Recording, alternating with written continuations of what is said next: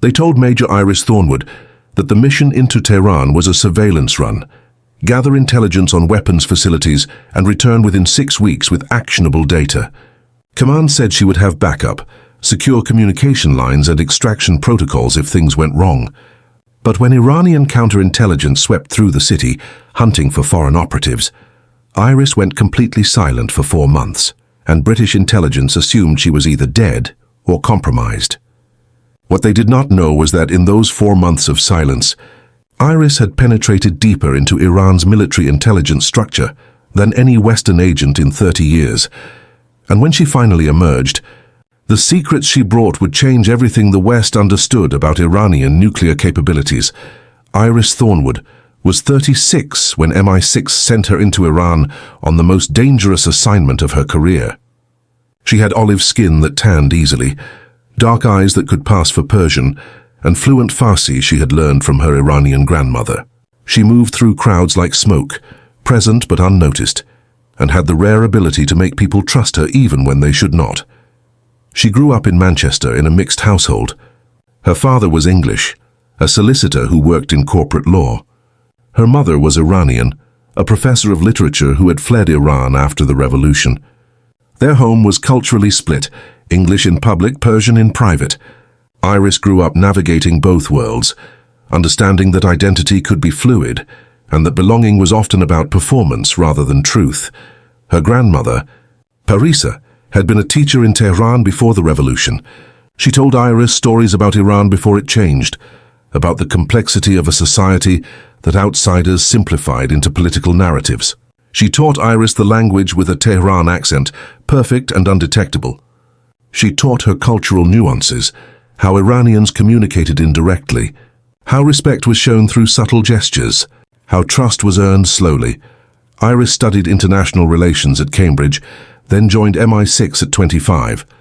Her language skills and cultural understanding made her valuable for Middle East operations. She spent 11 years working intelligence operations in various countries before Iran. She had operated in hostile territory before, but never anywhere as dangerous as Tehran. If you believe these classified stories deserve to be shared, please subscribe.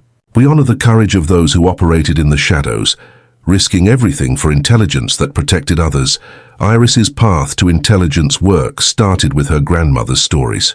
Parisa would describe Iran with such love and pain that Iris grew up understanding her mother's homeland as both beautiful and tragic.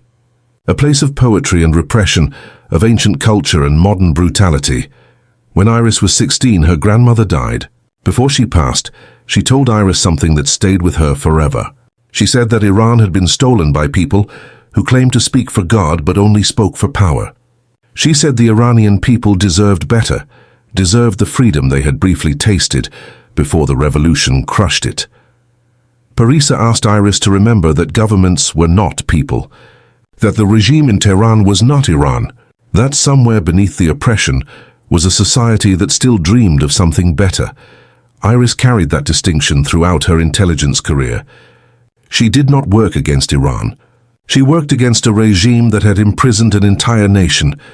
Every piece of intelligence she gathered, every operation she supported, was aimed at weakening that regime and perhaps creating space for the Iran her grandmother had loved to emerge again. When MI6 offered her the Tehran mission, Iris knew it was suicidal risk. Foreign intelligence officers caught in Iran faced imprisonment, torture and execution. The regime was paranoid and sophisticated.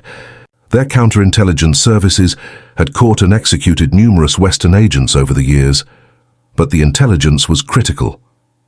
Iran's nuclear program was advancing rapidly.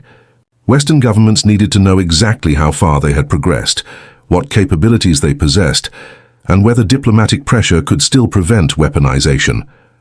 Iris accepted the mission. Her grandmother would have wanted her to. The mission began smoothly. Iris entered Iran through Turkey, using a Canadian passport and a cover identity as a graduate student researching Persian literature. The cover was solid, backed by real academic credentials and a plausible research proposal. She moved to Tehran, rented a small apartment in a middle-class neighborhood, and began establishing her legend. Her primary objective was to identify and cultivate sources with access to Iran's nuclear program. Secondary objectives included gathering intelligence on military capabilities and regime stability. She had 6 weeks before her planned extraction. For the first 3 weeks, everything worked. Iris made contact with university professors, attended cultural events, and slowly built relationships. She identified 2 potential sources: a civil engineer who worked on infrastructure projects at military sites, and a junior official in the Ministry of Defense with access to procurement records. Then everything collapsed. Iranian counterintelligence launched a sweeping operation targeting suspected foreign agents. It was larger and more aggressive than anything intelligence had predicted. Dozens of people were arrested. Universities were swept. Foreigners were questioned extensively. Iris's cover held. Her documentation was perfect, but she could not risk making contact with her handlers. Communications protocols required dead drops and coded messages, but counterintelligence was watching everything. Any suspicious behavior would trigger investigation. Her extraction window closed. MI6 waited for her scheduled communication. It never came. After 2 weeks of silence, London assumed the worst. Operational protocol said if an agent missed 3 consecutive communication windows, they were presumed compromised or dead. Iris missed 5 windows, 6, 10. Back in London, her case officer, Anthony Merrick, pushed for a rescue operation. Senior leadership refused. The risk was too high. If Iris was compromised, a rescue attempt would only expose more assets. If she was dead, there was nothing to rescue. The decision was made to consider her a loss and move on, but Iris was not dead. She was adapting. When Iris realized she could not communicate with London, she faced a choice. Attempt to extract herself using contingency routes, which would end the mission, but likely ensure her survival. Or stay in Tehran without support, completely alone, and continue gathering intelligence. The decision should have been obvious. Extract. Survival was paramount.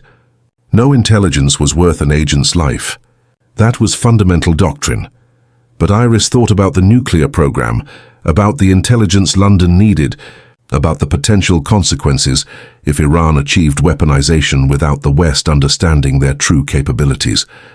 She thought about her grandmother's stories, about the Iranian people living under a regime that was building weapons while the economy collapsed. She decided to stay. It was insane and violated every protocol she had been taught. But she was already here. Her cover was intact, and she had established relationships that could provide access to critical intelligence. The loneliness hit her immediately. Intelligence work was always isolating, but at least you knew someone was watching, that your reports were being read, that if things went catastrophically wrong, someone would try to help. Now she had nothing. No backup, no communication, no rescue option. Iris dealt with the fear by compartmentalizing. During the day, she was Shireen Amiri, Canadian graduate student, friendly and enthusiastic about Persian poetry. At night, alone in her apartment, she allowed herself to feel the terror of what she was doing.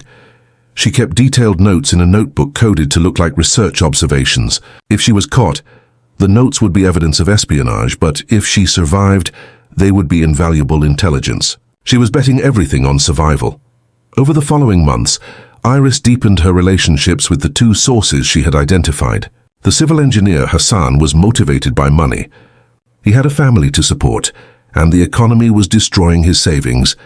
Iris paid him carefully, small amounts that did not raise suspicion, in exchange for details about infrastructure at military sites. The junior official, Layla, was more complex. She was ideologically opposed to the regime, had a brother who had been imprisoned for political activism. She saw cooperation with foreign intelligence as resistance. She was also far more dangerous because if caught, she would likely be executed. Through these 2 sources, Iris began piecing together information about Iran's nuclear program that Western intelligence had missed. Hassan provided details about underground facility construction, including locations that satellite imagery had not identified. Layla accessed procurement records that revealed which materials Iran was acquiring and from which sources. The intelligence was extraordinary. Iris documented everything in her coded notebook, knowing she had no way to transmit it, but hoping she would eventually have the opportunity. Then the situation became more dangerous. Iranian counterintelligence arrested a German businessman suspected of espionage. Under interrogation, he revealed details about intelligence operations that made the security services more paranoid. Surveillance increased across Tehran. Foreigners faced additional scrutiny. Iris's Canadian cover was solid, but any investigation would eventually reveal inconsistencies. She needed to extract soon or risk exposure, but she was close to the most valuable intelligence of all: access to actual technical specifications of Iran's nuclear program through a source Layla had mentioned. A disgruntled scientist who might be willing to talk. Iris made a calculated decision. She would pursue this final source, then extract immediately regardless of circumstances. The scientist's name was Dr. Reza Ahmadi. He was 62, had worked on Iran's nuclear program since its inception, and was reportedly disillusioned with the regime's direction. Layla arranged an introduction through intermediaries, positioning it as a meeting with a Canadian researcher interested in nuclear policy. The meeting took place at a small cafe in North Tehran. Iris had no backup, no communication with London, and no rescue option if this was a trap. If Ahmadi was actually counterintelligence bait, she would be arrested within minutes. She went anyway. Ahmadi arrived alone, an older man with grey hair and tired eyes. They spoke about academic matters initially, testing each other carefully. Then Ahmadi said something that changed the conversation. He mentioned that Iran's nuclear program had progressed further than international assessments believed, but that the direction it was taking frightened him. Iris recognized the opening. She asked him carefully what he meant. Ahmadi was quiet for a long time, then began to talk. He explained that Iran had achieved enrichment capabilities beyond what inspectors knew. They had built covert facilities that international monitors had not identified. They were months, not years, from weaponization capability. But the regime was also making dangerous mistakes, prioritizing speed over safety, building facilities that risked catastrophic accidents. Ahmadi said he had dedicated his life to scientific advancement for Iran, but he could not watch the regime build weapons that might be used against Iranian people if internal conflict erupted.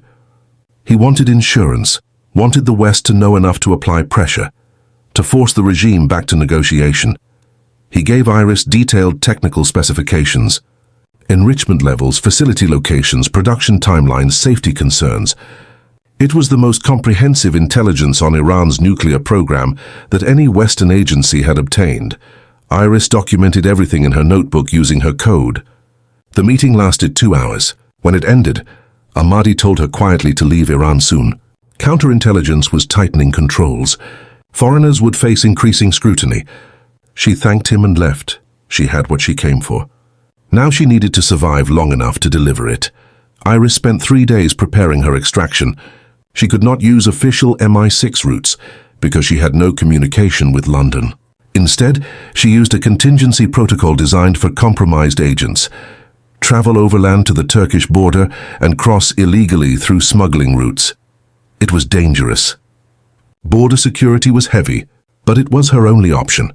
She destroyed everything that could not be taken. Her apartment was cleaned of any evidence. The only thing she carried was her coded notebook disguised as research notes.